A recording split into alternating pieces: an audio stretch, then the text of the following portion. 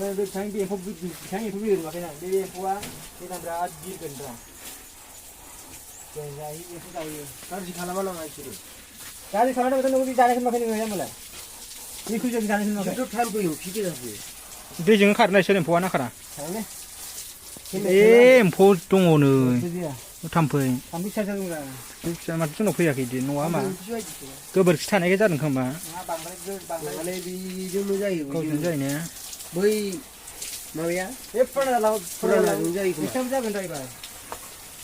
जोंनि दैयाव बुहुद खम होदों जेबो जाद्राया खोमा आरो खमबा होनायानो जाया दै खमाव मोजां बांद्राय दै होबा गाज्रि जायो माने एम्फौ बांद्राय फैनो नागिरो ना साफा नाङा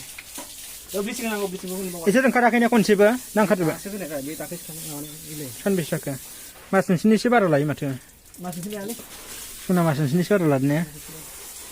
दिननि गेजेराव खारजोबो गासिबो बे जोलैया मोजां मोनो खारजोबथारो दै जोंनो दैखौ लेट होनाय जादोंबा आरो दै आं बानायनाया एसे थाब ओंखारगोन बायदि मोनदों आं जाजोबबाय जाबाय एसे गला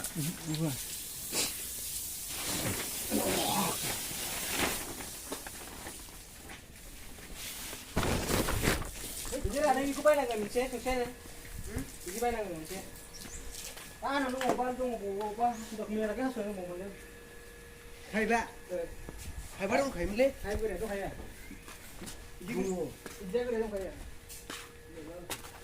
बे थाइब बोराया बिदिया गैयालै मानायाव बानायबो दं ए माबानिबो दं बानायबो खालामनाय दं हा बे गिदिर सिमाखौ ना बिदियानो एसे बिदिबो दं